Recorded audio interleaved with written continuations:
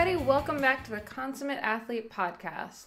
I'm Molly Herford, author of a few different books on cycling, with one coming out this summer that I'm very excited about. And this week, sort of a traveler all over the East Coast, and very excited to actually be recording this one from home too.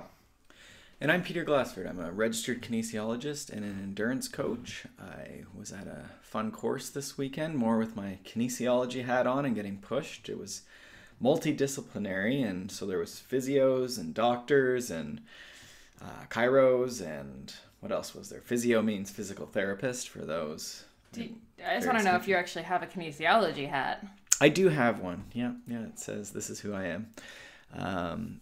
It's my thinking cap also. Ah, yes. And it was good. Yeah, it really pushed me as far as, assessment and, a bit of soft tissue, sort of people on tables and stuff. So definitely was really, really good. Really welcoming community. And our friend Mandy, who listens as well to the podcast, and she was there. So she's taken the course and was sort of I don't know what you call a mentor or something like that. They had sort of people who had gone through the course but weren't the guru, the course leader. So really well run course, and so I'm excited to now put this to practice in the gym and with clients, and keep learning. That's what it's all about, right? Yeah, and so next week we're both off to separate sides of the country again. Peter's going out to Moab to play on bikes. I'll be actually in Ontario for the Howling Coyote Gravel Grinder, and then the week after that I actually go down to Vermont for Bittersweet, which is a women's day in Burke, Vermont, by the people who do their Rasputitsa gravel race. They're really hoping to bring more women, into gravel racing and riding, and, just make everybody more comfortable, more psyched on bikes. There's going to be like a women's band playing at night. There's a movie they're going to show. I'm going to do some yoga. We're going to do a mountain bike ride and a gravel ride. Myself, Georgia Gould, and Leah Davison. I keep listing those people, and then I'm like, oh, right, they're going to be holding up Olympic medals, and I'll be holding up a book. But still good. I'm still really excited. We'll be there. We'll be talking. It's going to be a really fun Saturday event. So head to the show notes if you are interested in that at all. I know a lot of women I talked to at Gloucester for the cyclocross race this weekend are going to be coming. So I'm excited. And that was Burke, Vermont. Yes. Very cool. By Kingdom Trails, for those of you more familiar with that. Right. So, and then I think Sunday morning I'll be shredding around with some friends on the trails there, because I haven't really gotten to spend much time riding there. And then you were at Gloucester. I can never say it. Gloucester. Yeah, I was at Gloucester Cyclocross, which, side note, Peter and my first date was in Gloucester at the cyclocross race. And was there any big drama for the people? What were people looking for? Was there big news? I mean, I raced a bike. That's not really big news at all. Right. Yeah, literally dusted some cobwebs off of my cross bike and got out there. Had a really fun time. Got to meet some of the Shred Girls that we featured on the Shred Girls website. So the real life Shred Girls. Hung out with some of them. Got my butt kicked by some of them, which was really exciting. In like the best way possible. Right. So I had that, and then the day before I was in Long Island for another Shred Girls ride with the Long Island Hurricanes, which is a young race team, so elementary school and high school, I guess. And that's part of like NICA? They're part of NICA. Team? So that was super fun too. They had made jerseys for the event, so I got to race in a really sweet Shred Girls jersey on Sunday. So yeah, really good weekend. Excited about the next ones coming up. Okay. This week we wanted to bring on someone to talk about BC Bike Race, and I realized that we're kind of not in the season for stage racing on our mountain bikes. However, we are in the season for figuring out what next year's goals are. So I know a lot of people who listen to this are kind of intrigued by the idea of stage races, whether you're doing one of the running ones or mountain bike, or, there's plenty of road stage races, obviously. So in this episode, we're kind of talking about the ins and outs of BC Bike Race specifically, but it also kind of works for, any stage race that you're thinking about doing. Yeah, it's interesting. The reason we always have a few episodes in queue and chose this one, and I mean, yesterday alone, the number of emails and, there's a couple people at the gym and people sort of just resurfacing. It seemed like yesterday was like a tipping point. And these are people, I have people from lower states, and then we have think there was Wisconsin yesterday. There was people from Ontario, some west coast of Canada. So I don't think it's just like the weather turning specifically. You know, we're sort of in this fall colors and the weather's sort of crummy right now. Cyclocross has been going on for a while. I don't know really why now, but people seem to be, they're looking for like, you know, what is that big thing that's going to motivate them through the fall and winter? Mm-hmm. So that makes sense. You know, you're sort of grind to a halt here as the weather's going and the trainer comes out. You know, for any of the runners and stuff too, right? We're getting past all those fall marathons.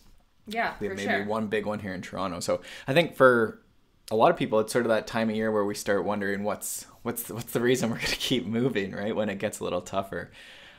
So that's been fun discussing with people and what they're planning and it's always fun what people find, right? Like, especially with gravel and the running stuff, you know, there's new stuff all the time.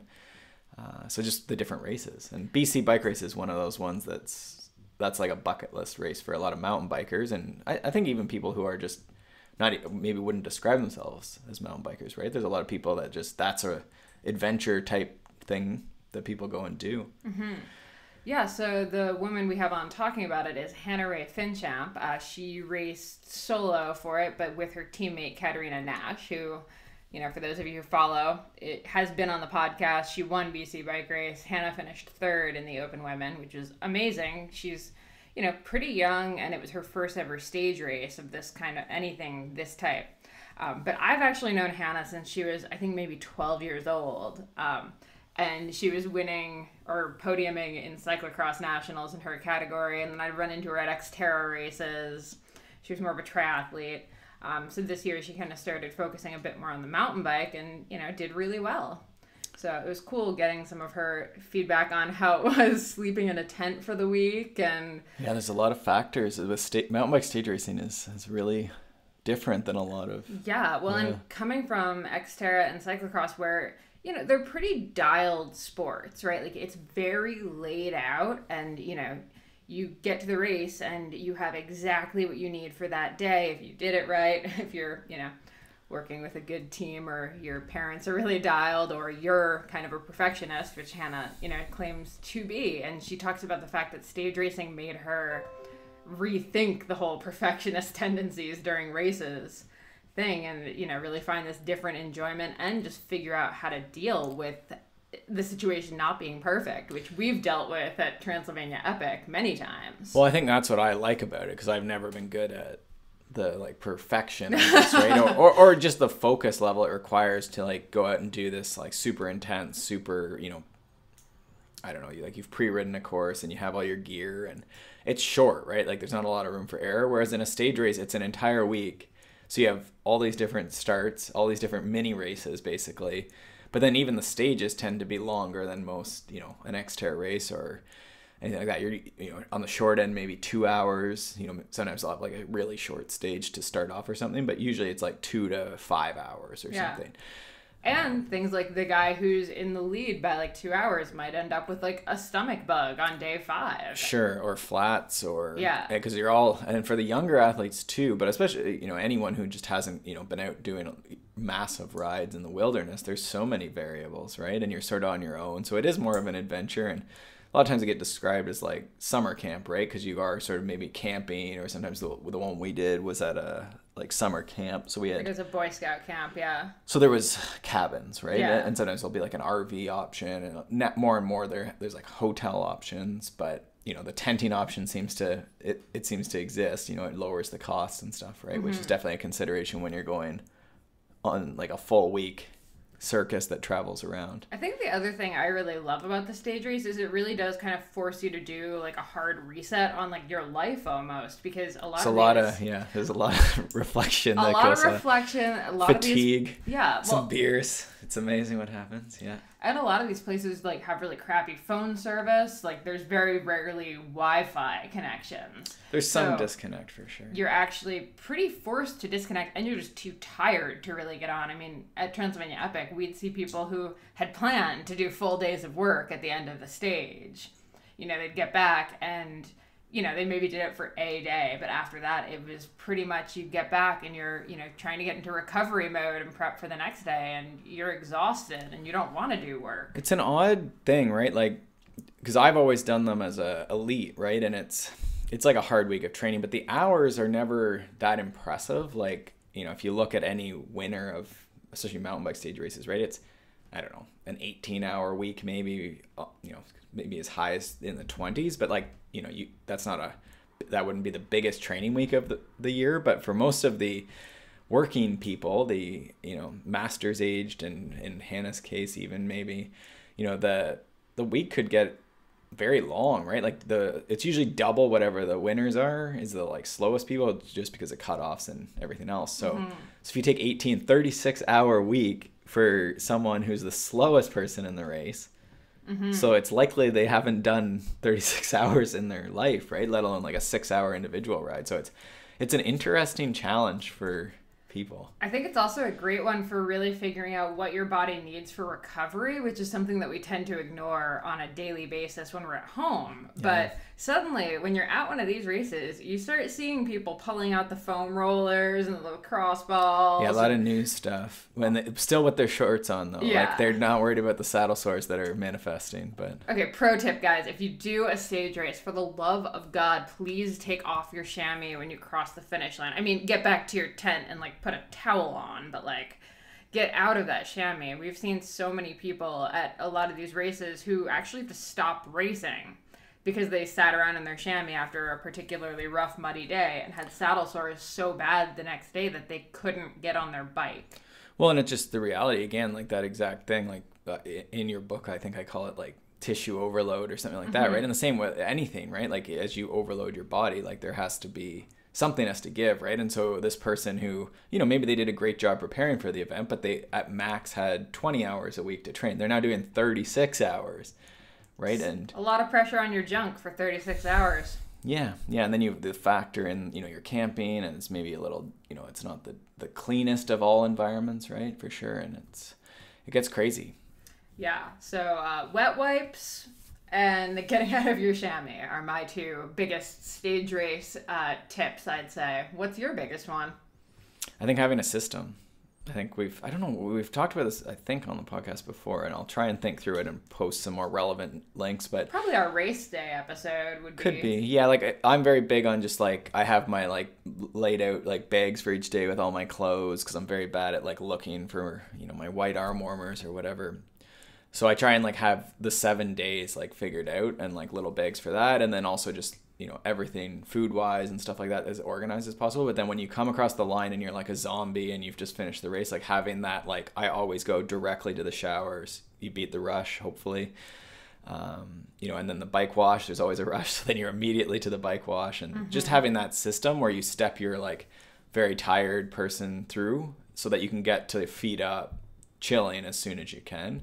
Yeah, I think the biggest mistake I see is when people finish the stage and, you know, collapse by their car or tent, or, you know, even just by the finish line, and 3 hours later they're still sitting there in full kit, usually with a beer, which, like, you know, I'm actually totally fine with like the post-stage beer. Well, I don't care I don't about. think that's probably out of the ordinary for a lot of people. No, it's more the lack of like actual hydration, lack of getting out of the chamois. The bike is still a mess. Like after dinner, they're the ones that are at the bike wash trying to wash the bike when everyone else is already like lights out asleep.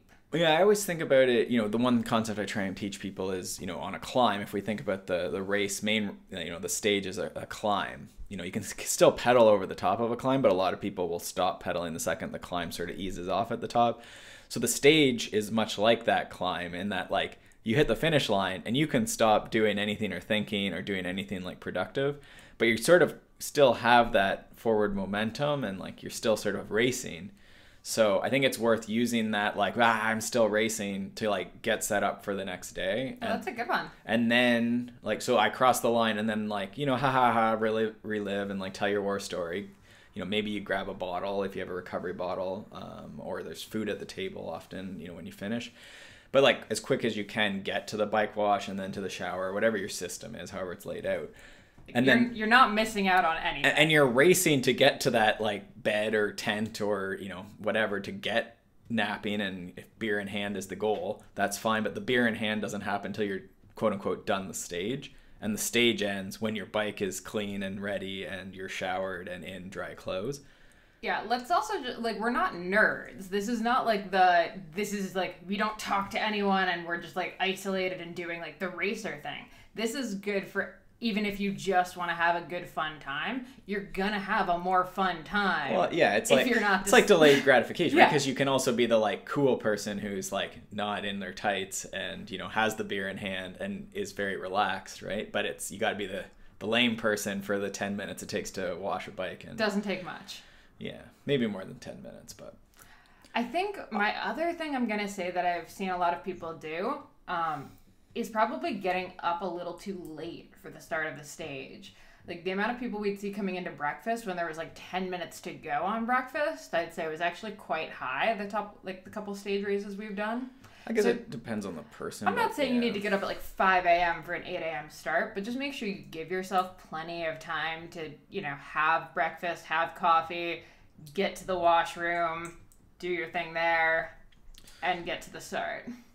Yeah, I think that's fair. I think you want time. You want to get woke up. You don't want your body to be sort of jostled around like right out of bed, right? Yeah, I think people try to get a little bit more like extra sleep at the expense of then not being totally prepared or totally awake by the time. I always find it tough too. Like breakfast is usually like pretty good. There's a lot of options and stuff, and dinner too. And it's just like you have this like, oh, I'm riding a ton, and it's very hard not to like stuff yourself. Mm-hmm. It's usually like a buffet type setup, right? So that's maybe where there's some some control, not stuffing yourself till you're sick, especially in the morning, right?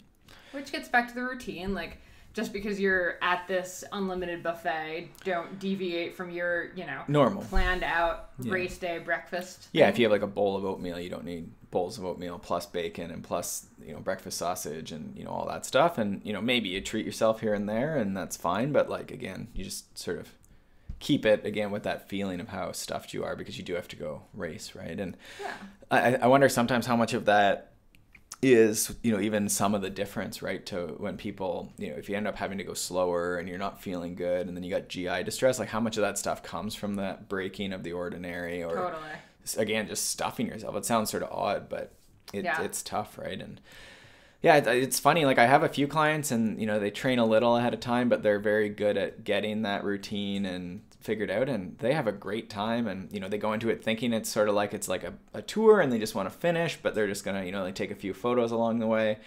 But, they prepare as best as they can without stressing super hard. But they have a lot of those like off the bike or, just even their pack is figured out. They've been riding with the same pack and their saddle doesn't chafe them and, they ride technically fairly well. And sometimes it's the people who are like out and they're doing ski hill repeats to try and get as fit as they can, or like they're doing only road rides and then they never use packs and, they don't think about the food and they don't think about how to clean a bike, right? Like if you're here alone basically a lot of times and you have to do a bit of maintenance yourself. So it's funny, as we're talking about this, I'm like, we should do a stage race, Peter. I do miss it. So stay tuned because we might be signing up for one too. But before we get into it, just real quick, we're doing a giveaway today.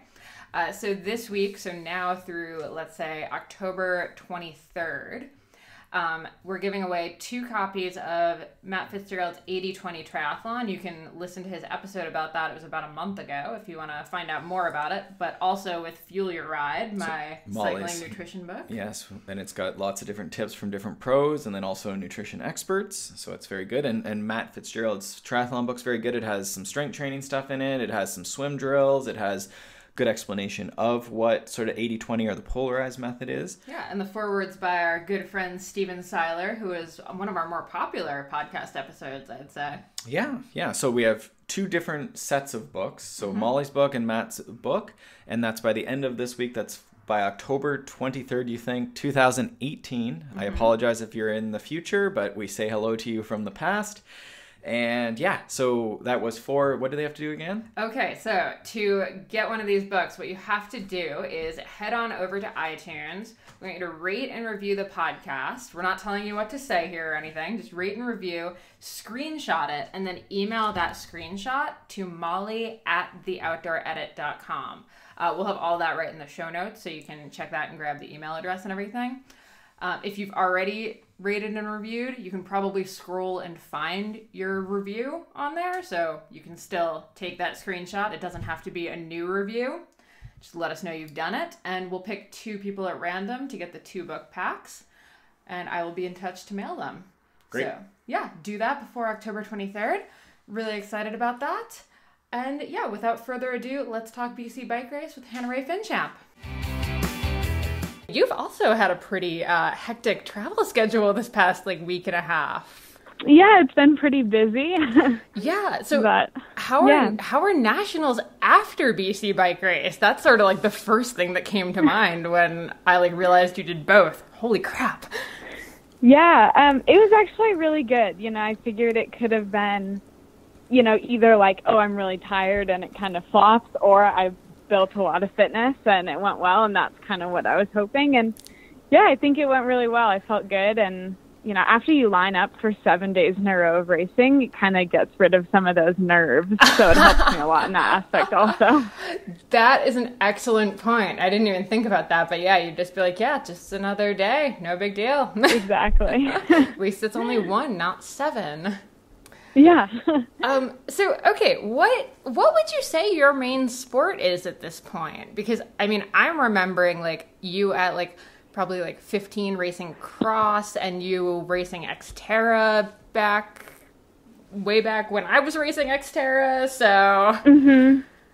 Yeah, so I've made the full transition to mountain biking.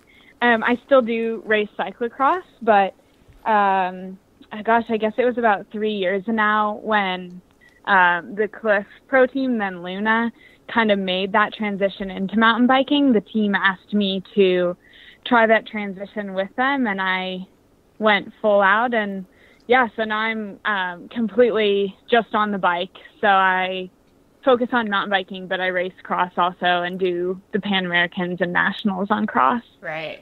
Do you miss triathlon at all? I miss it. I do miss it just because it was something that I loved, and it was what got me into competition. Mm-hmm. But I think this decision to focus on mountain biking was definitely the correct thing for my career and my life, because I love it so much. And if I had to make the decision all over again, I would still definitely pick mountain biking. Yeah. And are you still in school, or where are you now? I just graduated in May. So thank you. Yeah, so I've been out of school only for a few months, and I moved to Salt Lake City, Utah. Oh, nice. I feel like I've talked to so many people from Salt Lake lately. It seems like such a good area, especially for active living. Yeah, and I feel like it's growing right now too. It's definitely very popular, and Park City even more so. Oh yeah, yeah, for sure. So BC Bike Race, though, that's pretty out there for a mountain bike racer to do, instead of kind of opting for the more traditional U.S. Cups, World Cups, that kind of stuff. So what made you decide to do it?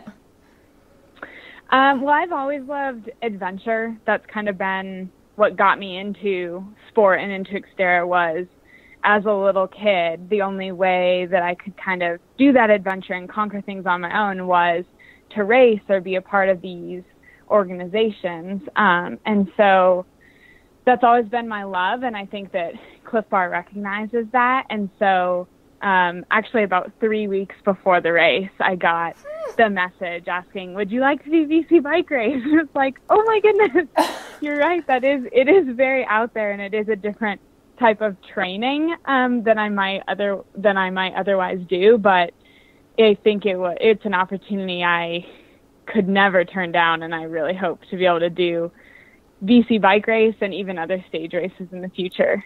Okay, so mentally, how do you prep for it? What is your thought going into the race? And then second, just how do you physically prepare for that in 3 weeks? Yeah, so mentally, it was actually, since it was my first stage race, mentally all I felt like I could do was kind of control the controllables. Mm-hmm. Since I had no idea how I would feel or what it was even like to line up for 7 days in a row. Mm-hmm. I just prepared myself in terms of knowledge as much as I could. I studied all of the stages and kind of prepared for, day 4 is going to be the hardest and all of those type of things. And then mentally just be prepared for a really hard race. you know, and physically, with it only being 3 weeks to prepare, there's not a ton that I could do differently, especially with nationals right afterwards.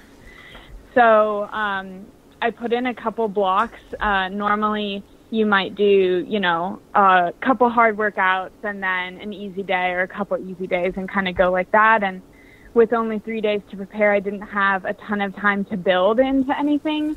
But I did do a couple blocks of 4 or 5 hard days in a row to kind of get my body into that mentality of waking up every day and putting out a hard effort. So what was the first day like? Of BC Bike Race? Yeah. I loved the first day. It was actually probably my favorite course of the whole week. It just felt like it had some of everything. The climbing was all single track, and then the descending was actually pretty gnarly, and it kind of shocked you that early in the week. Well, at least it shocked me. By day 6 and 7, you're like, oh yeah, it's always gnarly in BC. But day 1, it shocked me a little bit, and it was just a blast. You know, and you feel great on day 1, and there was no holding back. So I think it was just kind of that moment of, okay, this is what we're doing for 7 days. And it was so exciting to think also that you have the opportunity to fix things and to really dial in who you are and what you want to be as a racer. When you race the cross country events, you get one opportunity, and sometimes you can lose the win or lose your goal in, you know, 5 seconds or in one mistake. And with 7 days of racing on day 1, there's a lot less pressure because you know you have so many opportunities to make it right. Yeah, absolutely. And how was it doing this whole race with, you know, your awesome teammate who has been racing for longer than you've been alive? It was incredible. I learned so much, not only as a racer, but as a person. I camped the whole 7 days. Oh my God. And yeah, and so that was a new experience for me, you know, when I had to go out and buy a sleeping bag. You know, this isn't something that I'm super accustomed to. So it just made me better. And by that, I mean, I'm a perfectionist. I think many people in this sport and in high level of competition are. And after day 1, it became very apparent that when you're camping and you're living out of a small bag and you're carrying all of your equipment and you're going on ferries, nothing is ever going to be perfect. And after day 1, you're never going to line up on the line saying, oh, my legs feel perfect. And so to kind of shed that expectation and realize that I can have a great race when everything isn't perfect, I think set me up for the whole rest of the season for a much better outcome. Yeah, absolutely. I mean, how did it feel by day 7? Were you completely trashed? And I mean, you finished 3rd overall. Like, how did you expect that? What day did that happen, I guess? Like, did you take that spot, or were you always in that spot, or how did it play out? I did not expect that at all. I came into the race with very little expectation other than to just give it my all. And so on day 1, I actually found myself in 2nd. And the girl who was in that time, who ended up finishing in 2nd, her and I rode together for the large majority of the week, you know, finishing within a minute of each other on multiple days. You had a race the whole time. Yeah. So it really was a race, and every single day was like, you know, you can calculate down the seconds to figure out who's in what place, and it was really close. And for that reason, I think since every single day was maxed, you know, by day 3, we were already pretty exhausted. And so it kind of just levels out.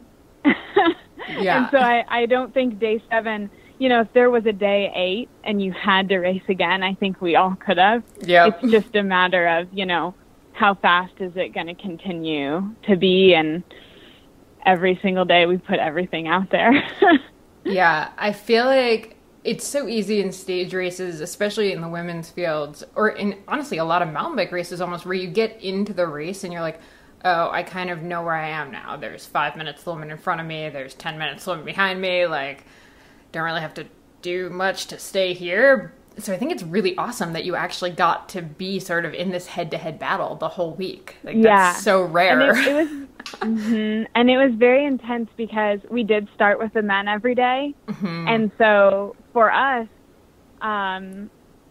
every day was a hard start. You know, It started very similarly to a cross-country event for the women because, I mean, I'm definitely not going to be the one to shut down the pace. So we're all just kind of following and trying to stay in that front pack of men for as long as possible. And because of that, you know, we end up riding very close to each other. And there were multiple days where it came down to the last 5 miles and there actually was strategy and all of those type of things, which, like you said, I think is very unique for a stage race and made it really exciting. Yeah, that's awesome. The description you just gave at the start just reminds me so much of doing like a mass start triathlon though, like the scrum in the water to get going. Yeah, exactly. Just everybody's churning, but there's pedals involved. Yes. Oh man. Very similar. Yeah. So, okay, what was the camping and like the, you know, eating and all that stuff? What was that part like? It was crazy. Yeah. In one word. The camping, it was hard, but it was, I'm so glad that I did it that way. And, you know, Katerina didn't camp, but she has in the past. And that was kind of her recommendation to me was, I think you need to camp to experience the whole race, at least the first time you do it. And I think that was the best advice because while it was hard and it definitely does take an extra toll on your body, it gave me a better perspective and it gave me better community. Mm-hmm. So often we go to these pro races and we hardly even talk to anyone but maybe our teammates or our coach. Mm-hmm. And, you know, when you're essentially living with 600 other athletes, you really get to know each other and cheer each other on. And it was a really unique bonding experience for me with the cycling community in general. Yeah. I mean, and as a pro racer, like the food also just kind of intrigues me though, because you're in like a pretty camp environment there compared to like being in a hotel with, you know, all of your normal food options. So how was dealing with that? That was kind of where it first hit me that nothing was going to be perfect. Yep. The race they do a really great job of providing food for that many people and bringing in the caterers and stuff. But, you know, I feel like every meal, it was nothing that I would have picked for myself, but it was just fine. Yeah. You know, and that's kind of where that mentality changed of, you know, no, I wouldn't have ordered this off of the menu, but in all reality, what's wrong with it? And the answer is nothing, you know, so I kind of just changed, especially with a stage race where you are eating so much more than you normally would. I kind of just went into every meal after that first one with the new mentality of, instead of, you know, what do I want to eat? What do I need to eat? And looking at it instead of from a food aspect, but from a nutritional aspect of, okay, I need these carbs and this protein, and kind of figuring out what aspects of the meal they had to offer there. Yeah, absolutely. And then I think, was there any, this is kind of a weird question, is there any piece of gear that you brought with you from like even the camping side of things? So like in my head, I'm thinking like a Kindle and a booklight for me would have been a big deal. That was like kind of indispensable for the week, like not necessarily bike related, just what got you through. Well, I brought a lot of stuff. Not bike related, you want. I mean, if you have something that was amazing that was bike related, that's great too.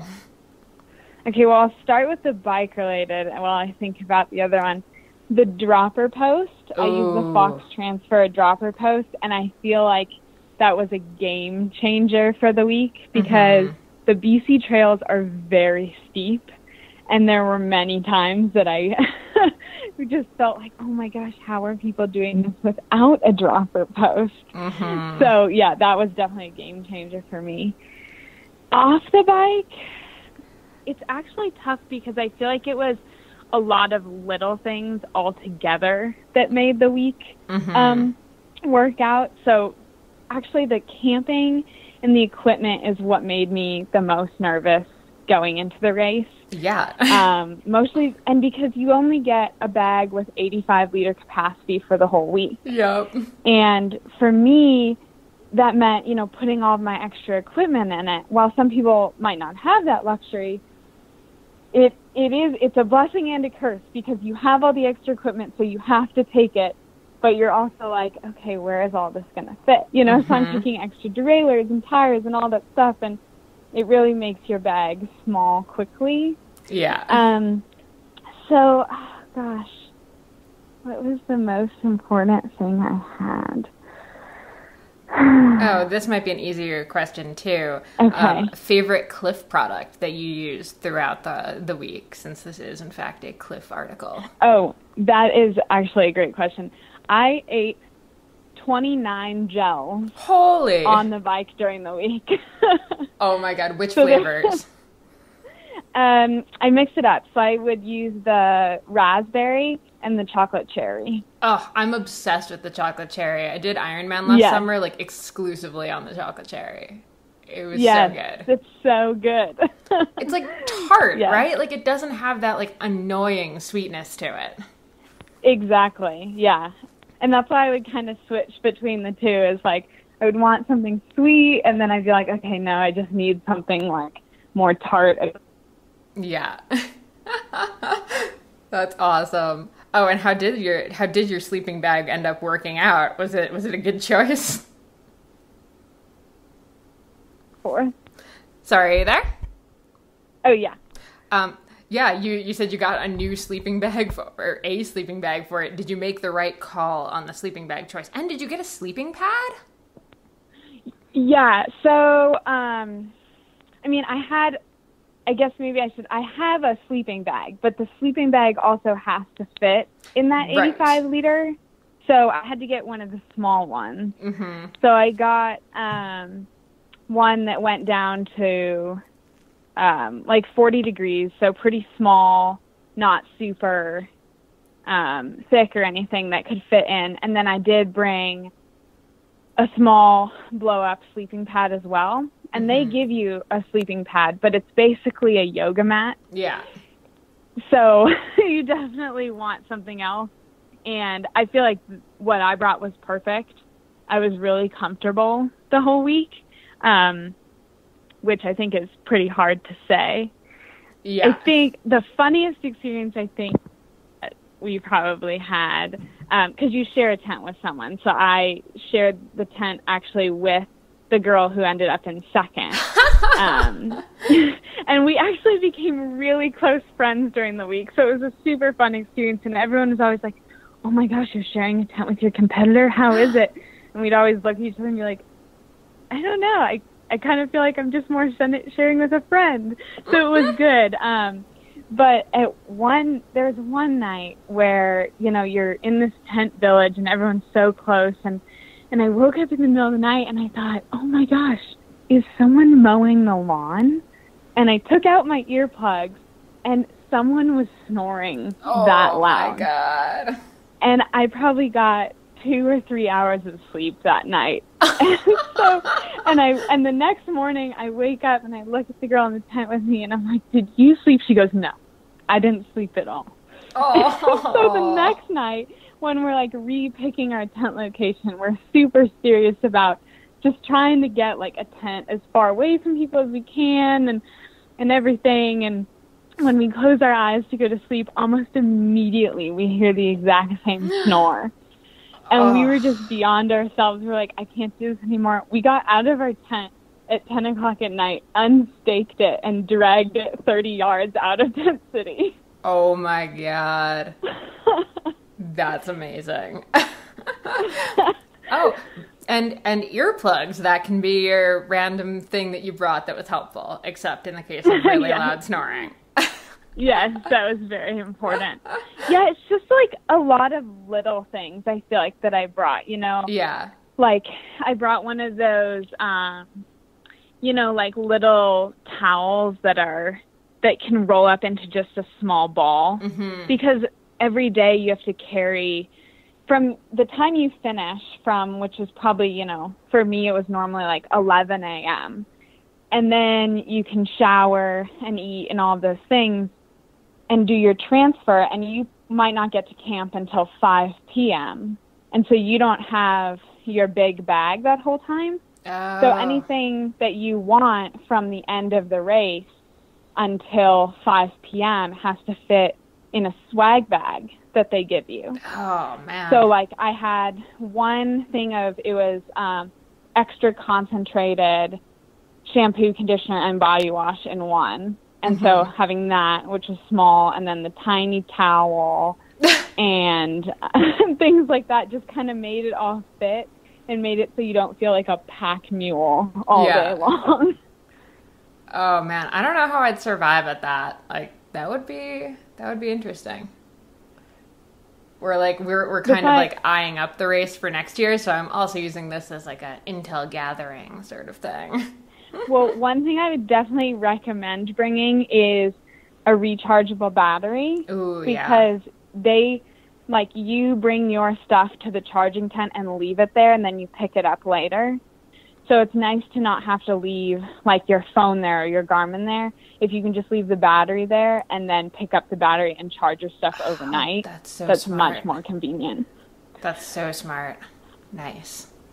And then, last question is really just like for someone who, you know, hasn't done BC Bike Race and maybe is like kind of interested in it, like, give me like a sales pitch for like why you should do it. Like, what makes it the coolest? Okay. BC Bike Race was honestly one of the most outstanding races I've done in my life, just because it does have adventure mixed in with the race, and the camping and all of those things are a part of the race. It's not just who can go the fastest at the line, it's who can recover the best and who can plan the best, and I think that adds to the racing aspect, but also from a community aspect and from someone who maybe isn't a racer but just wants to experience it.